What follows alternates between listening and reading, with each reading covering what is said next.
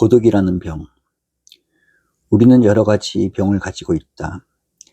의사들이 취급하는 육체의 병도 그 한 종류일 것이며 요사이 많이 논해지고 있는 정신적인 질환도 두려운 병의 한 가지일 것이다. 어떻게 보면 과학이 발달될수록 신체의 병은 더 많이 발견되게 마련이며 문화수준과 더불어 정신적 병상도 더 세밀히 드러나게 되는 것이 우리들의 생활상인지도 모른다.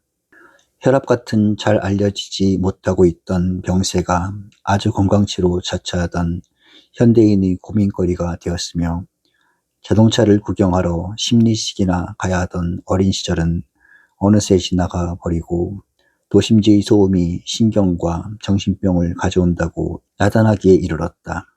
이 모양대로 50년이 더 경과한다면 그때는 또 어떤 발견되지 못했던 병들이 우리를 괴롭힐지 모를 일이다.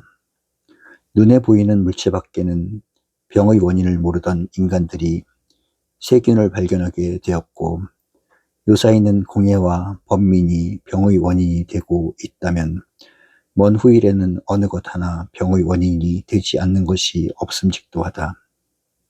병을 심리학적으로 취급한다면 응당 그렇게 되기도 해야 할 것이다. 이렇게 본다면 여기에 내가 말하고 있는 고독도 확실히 하나의 병이다. 청진기에 나타나는 육체의 병이 아닐는지 모르나 생리적, 정신적, 심리적인 병임에는 틀림이 없다. 그러나 나는 요사이 고독이라는 병이 보다 깊은 인간적인 병이라는 느낌을 가지기 시작한다. 인간이라는 존재성 깊이에 숨겨져 있는 병이라는 것이다. 키에르케고르가 절망을 죽음에 이르는 병이라고 진단하는 이유도 쉽게 긍정이 된다. 좋은 의사는 가장 건강한 사람에게서도 병을 발견하는 법이며 훌륭한 심리학자는 겉으로 보기에는 그지없이 평온한 정신적 상황 속에서도 심리적 질환을 발견하는 것이라면 좋은 심리학자나 철학자들은 교만하고 자부심으로 가득 찬 현대인들의 정신상태 속에서 두려운 인간학적인 질병들을 발견하는 것이 그 책임일는지도 모른다. 최근 적지 않은 실존주의자들이 그 임무에 종사하고 있는 것 같기도 하다. 중환병은 건강한 사람의 생명을 빼앗는다. 마찬가지로 심한 심리적 고통은 행복스러워야 할 일생을 불행과 저주의 밑바닥으로 떨고 버리기도 한다. 그러나 키에르케고르가 말하는 불안이나 절망 같은 인간학적인 병을 치유하지 못한다면 그 때문에 염세와 허무의 인생관 및 세계관을 가지게 되는 것이 얼마나 더 두려운 결과인지 모른다. 병 중에는 가장 두려운 병이 이러한 인간학적인 질환임을 우리들은 너무 오래 깨닫지 못하고 살아왔던 것 같다. 이러한 의미에서 고독이라는 병도 일생 동안 우리를 뒤따르며 얽매고 있는 무서운 병의 하나일 것이다. 흔히 고독을 말하는 사람들은 생리적인 고독을 말하는 때가 많다. 부모가 없는 고아의 고독, 사랑의 상대를 가지지 못하는 고독에서 오는 불안, 슬하의 자녀들을 두지 못한 본능적인 적적함, 조국을 떠나 있으면서 느끼는 누를 수 없는 향수, 이 모두가 고독의 조건이기도 하며 언제나 우리들에게 있을 수 있는 현실들이다. 인간은 본래가 사회적 동물이다. 사회적 동물은 남에게 보이기 위하여 무척 많은 일을 하게 마련이다.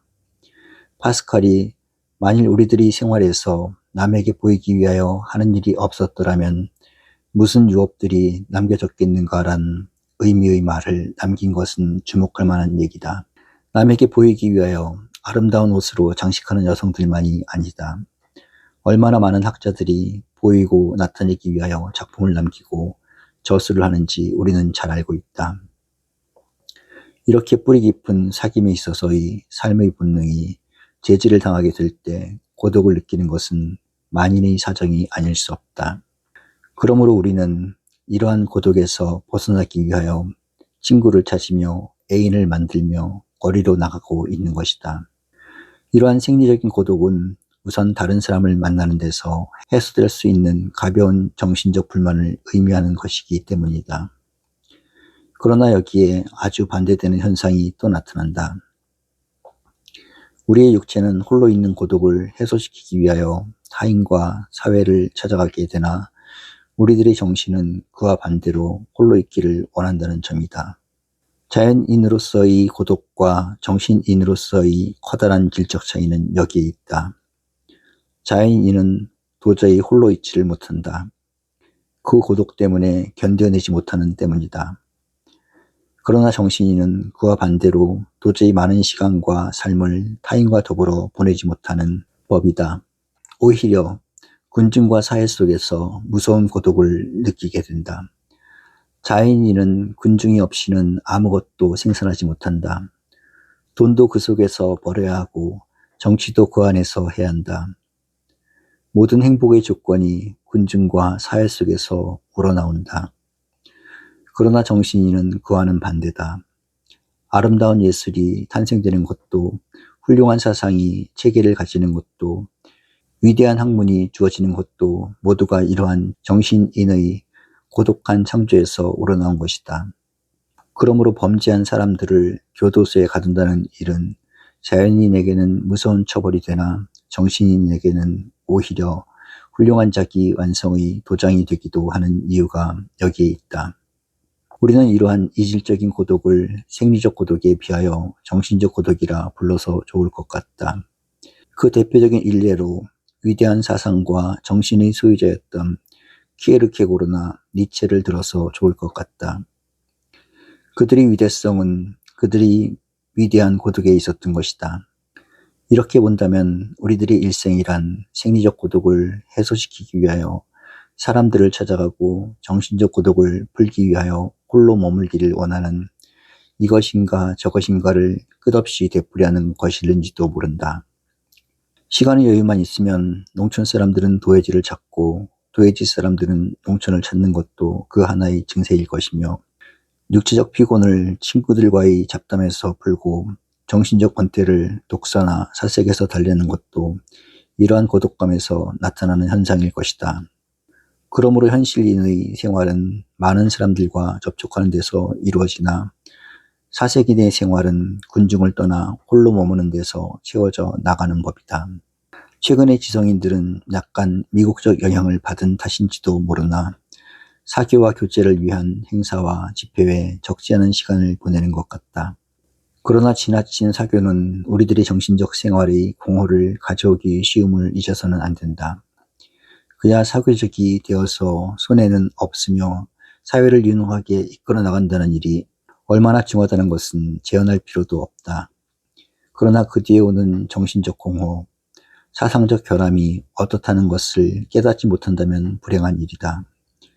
오히려 위대한 자아란 정신적 고독을 극복하는 데서 완성된다는 것이 진리일 것이다.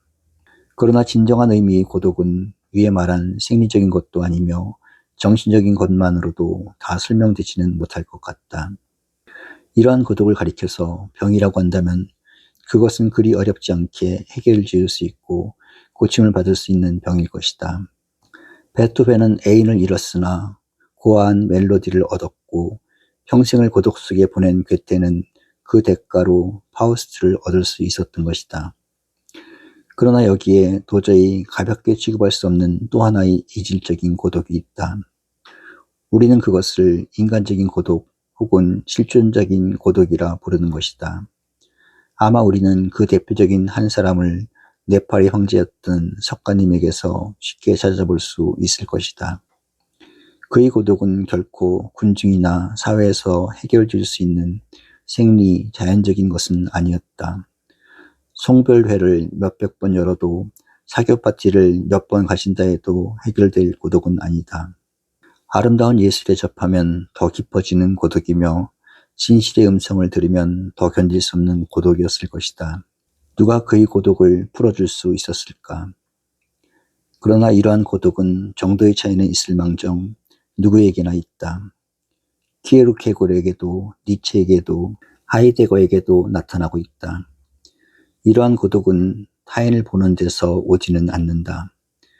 깊은 정신적 공허에서 오는 것이기는 하나 단순한 자아 반성에서 나타나는 것도 아니다. 깊은 속병을 진찰하는 데는 엑스레이 투시를 해보듯이 이러한 실존적 고독은 무한 또는 영원을 바라보는 데서 오는 고독이다. 자아를 영원히나 무 앞에 세워놓고 시간이나 유한으로 자각할 때 뼈저리게 스며드는 고독이다. 니체나 하이데거의 뜻을 빈다면 우리들이 온 곳도 무, 가는 곳도 무인 것을 느끼는 자아 속에 깊이 깃들어 있는 고독을 의미하는 것이다. 이러한 고독을 간직하지 않는 사람도 있을까? 그 고독은 내 병은 아니라고 장담할 수 있는 사람이 있을까? 아니 세상에 이러한 고독이라는 병에 걸리지 않은 사람이 한 사람이라도 있었을까? 죽을 때까지 병재라는 것을 모르고 있다가 죽는 사람이 있을지 모른다. 그것은 자기 자신의 불찰이다. 한평생 이러한 인간적 고독을 느껴보지 못한 사람이 있다면 그것은 자아의 어리석음인 것뿐이다. 그렇다면 이렇게 우리들의 인간성 깊이에 뿌리를 두고 있는 고독은 어떻게 되는 것이며 무엇이 그 해결책이 되는가? 허무로 향하는 자아의 고독, 무에 삼켜져 버리고 마는 자아를 붙들어 보려고 허덕이는 서글픈 운명을 지닌 고독을 누가 어떻게 해결지었는가? 이 불치의 병을 누가 치료한 일이 있었는가? 고독의 반대는 사랑이다. 그러므로 사랑을 가장 필요로 하는 사람이 가장 깊은 고독을 느끼는 법이며 얻을 수 없는 사랑을 품은 이가 누구보다도 고독해지는 것이다. 인간을 사랑할 수 있는 사람은 그 인간을 통하여 고독을 잊을 수 있으며 미를 찬양할 수 있는 사람은 그 미에서 고독을 해소시킬 수 있다. 그러나 실존적인 고독을 느끼는 사람은 영혼을 사랑하기 때문에 그 영혼을 얻을 수 없는 한 언제나 고독 속에 살아야 한다. 누구도 알 수 없는, 아무도 표현할 수 없는 고독 속에 잠겨 살아야만 한다. 그러한 고독보다는 죽음을 달라고 요청할지도 모른다. 그러나 사랑하는 사람은 죽을 수 없는 법이다. 영혼을 사랑하는 사람은 영원히 고독해지기는 하나 그 사랑하는 영혼 때문에 죽을 수는 없는 일이다. 이렇게 본다면 영혼의 고독은 죽을 수도 없는 고독인 것이다. 왜 이러한 영혼을 사랑하게 되었는가? 아무도 모를 일이다. 오직 지혜롭고 참된 인간은 영혼을 사랑하도록 만들어진 것만은 사실이다. 그러면 누가 이 영혼의 사랑을 받는 사람인가? 아무도 모른다.